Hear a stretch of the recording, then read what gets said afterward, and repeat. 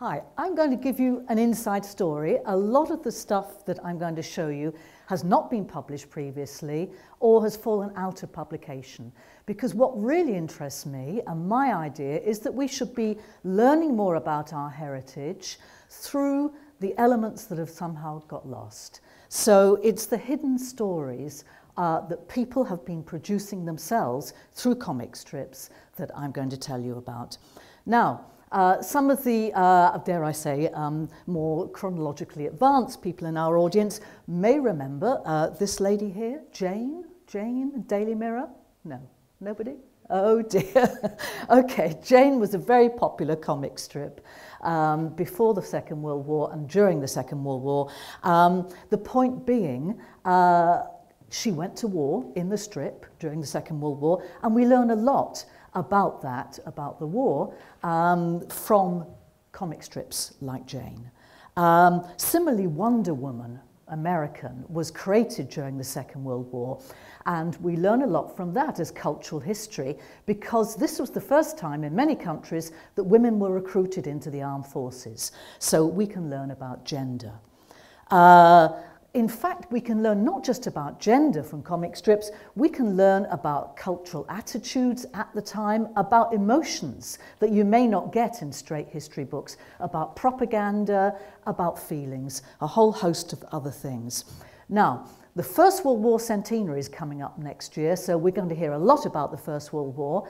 I'm not going to tell you about the battles and the military things. A lot of you here may well know a lot more than me about that.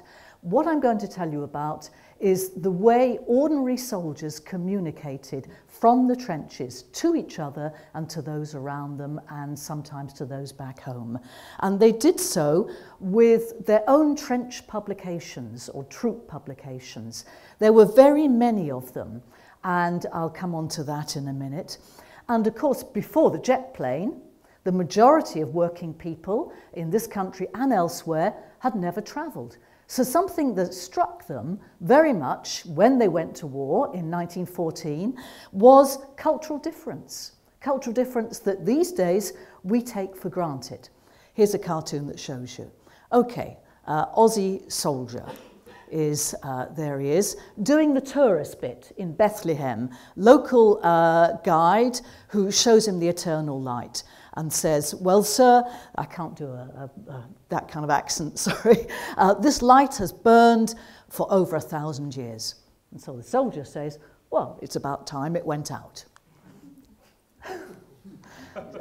Humour is different in those days, and that's something else we'll discover. Now, here we have the Kaiser on a bayonet, as you can see.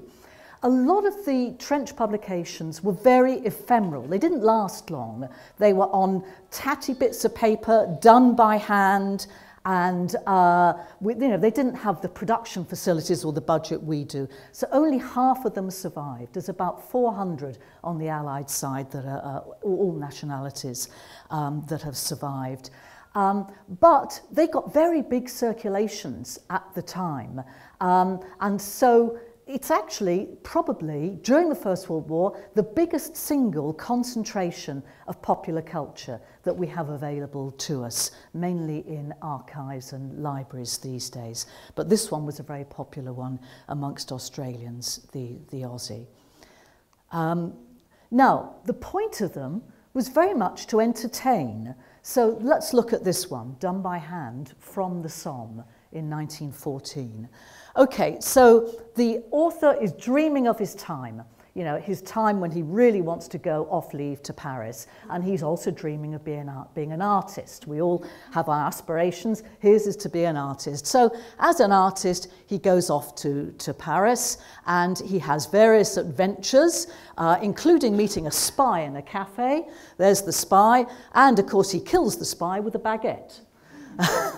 And he tells his stories to the load of bullshit in cafes, as one does, and gets back home and realises when he's counted his pennies, he won't be able to go to Paris again for another 5 years. Another story here, soldier in dugout, gasping for a drink. Somebody approaches, must be rum, great. turns out to be lime juice, Gutzer lime juice. Now, don't think because of the poor quality that these didn't circulate.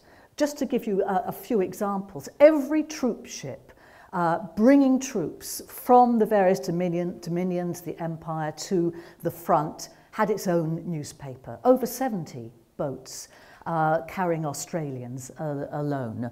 The British Manchesters, the 7th Manchesters in Egypt, not the best known of battalions, for instance, their newspaper sold 26,000. So quality, bad quality, doesn't equal bad circulation. Now, complaints were the order of the day. Every soldier wanted to complain, and they wanted to tell a story. And what better to tell a story than a comic strip? Now, the complaints started at training camp. They didn't have to get on the front to start complaining. This one is Sling, Salisbury Common training camp. So we take it from top left. The soldier's got to go on a route march. So he starts off full of energy, bounding off, as you can see there, right? After 10 miles, it's beginning to feel a bit heavy and he's looking a bit weary, isn't he? After even further, he's still got 2.5 miles to go, and suddenly that backpack has become enormous. And the boots have become enormous. I guess his feet are aching. That's an understatement. And that good old walking stick doesn't seem sufficient anymore. And the 4th panel, well, the man has gone. The backpack and the boots are taken over. Now, this one's from Gallipoli. Very often soldiers wrote in prose as well as drawings and in poems about what they expected when they recruited, because they were volunteers, remember, most of them, and what it was actually like in contrast when they got there. So this top panel is what we hoped for at Christmas, right? We hope for happiness, the sun, nice presents from home, everybody smiling.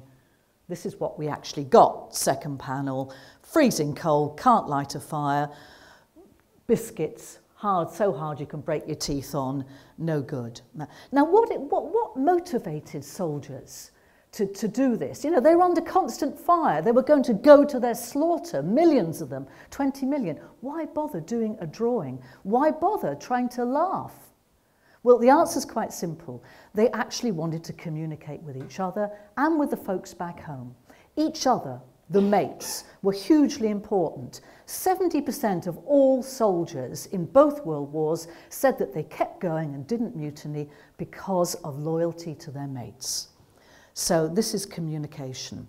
Now, they had to beg and borrow. They didn't have art materials with them. They didn't have paper. They had to scrounge paper.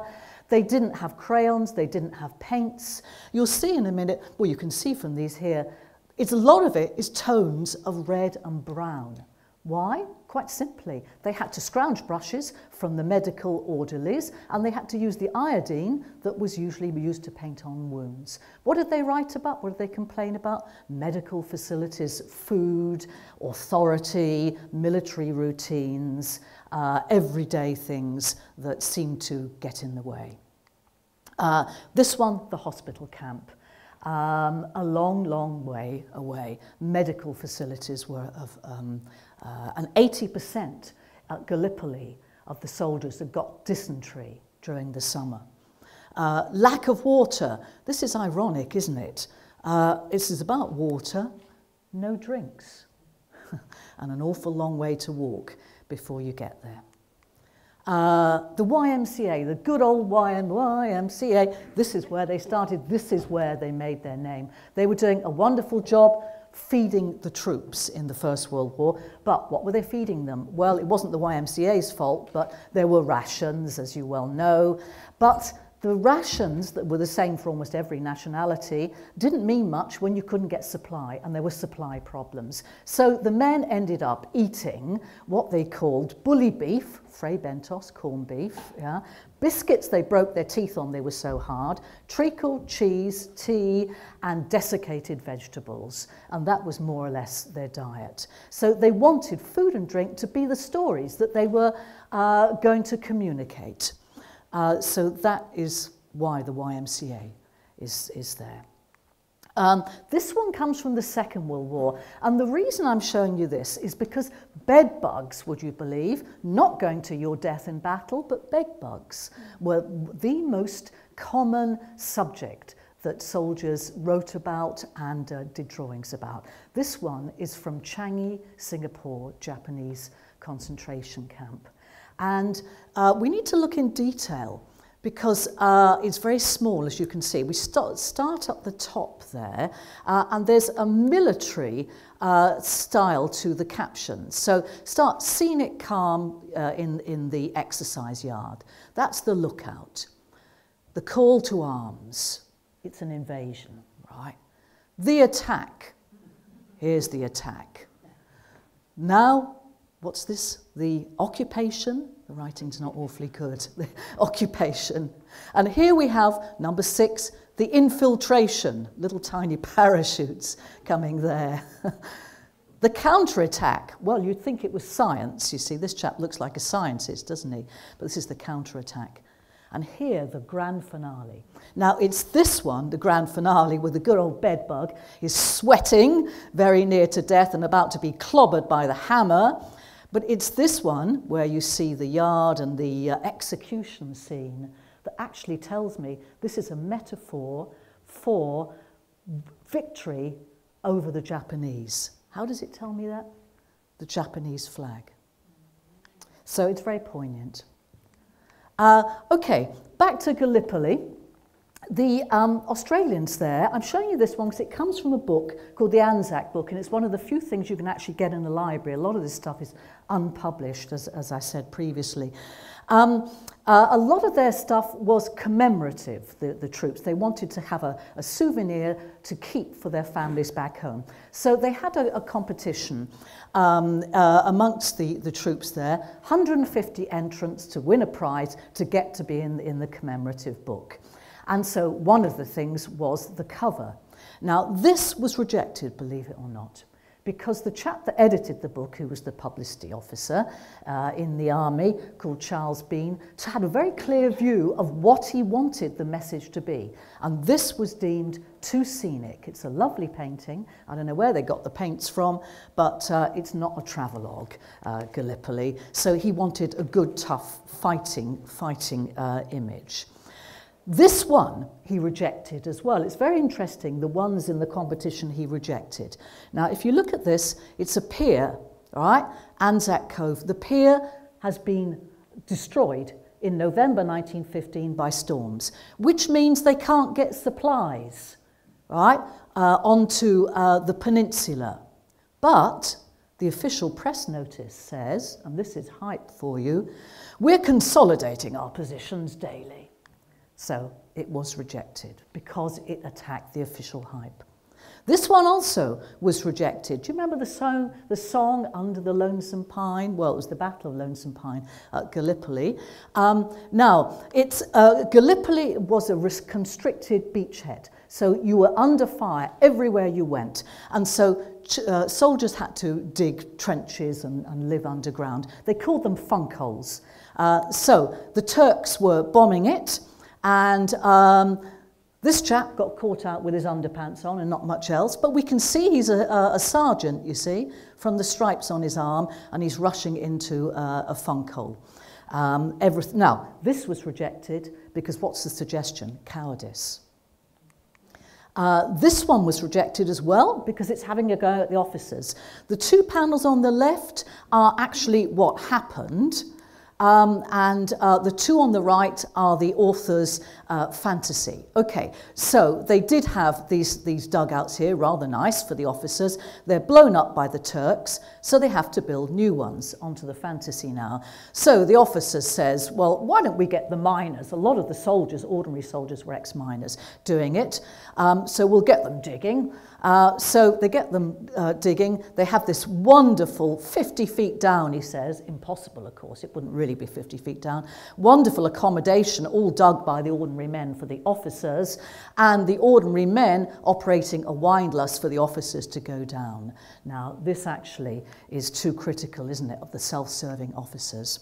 The medics weren't very popular either. This one here will show you, in fact, the Royal Army military corps was on the Somme was called the Rob My Colleagues Brigade.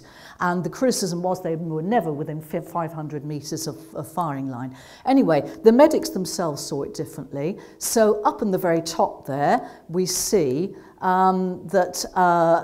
here's a medic, he's called Pills. Come on, you're wanted, he says. So he goes off, and his first port of call, the man says, oh, I cut my finger on a bully beef tin. Yes, that was a waste of time. So he's pouring medicine again, and he said, you wanted again, so he goes off. The next one finds their officers playing cards, of course, and they say, we want a dentist tomorrow, old boy. Oh, you see the question marks? He really wants to swear now because he's clearly not a dentist. So he's then operating a syringe, and somebody else comes along again and says, come on, doc, shake it up, you're wanted at once. And he's getting very nervous by now with his syringe. Right? And he ends up being a psychotic, neurotic, with an axe and his medicine and a saw under his arm. Somewhat troubling, that one. This one tells a great story about being demobbed. Okay, so top left, the soldier is moping, wishing he'd never signed up for the Somme, really miserable. Suddenly gets this demob letter. Ah, wow, his eyes pop out, he's so pleased. Goes to say goodbye to his commanding officer there, changes his line totally. Whoa, best bon war we've ever had. They use bon as take, for the French. Best bon war we've ever had, he says. Suddenly he's pleased, he's going. That night, he digs the best trench ever for himself so that he won't get blown up. Races off, dreams of pipe back home. Now, here is the absurdity of authority. This is what narrative cartoons really are best about. You know, we can use our mobile phones, as Dave said before. They couldn't, but cartoons are instant. So, men in Egypt decide they want to go and see a sick fellow, so they get leave to go into town. They get a taxi, there's their taxi, into town, but the military police see them first. They see the military police, but the military police see them first because they're in fact drinking in the pub, as you can see. They get put into jail. Next morning, called in front of the commanding officer of the military police and gives them 7 days confined to barracks. But they say it was worth it because they avoided battle. So, what is my message to you? Well, I'm going to leave it to Cat in the Hat. Do you remember Mr. Cat in the Hat, Dr. Seuss? We have here the best combination of words and pictures that can be really creative and that will give us stories and information about the past. Thank you very much. Thanks.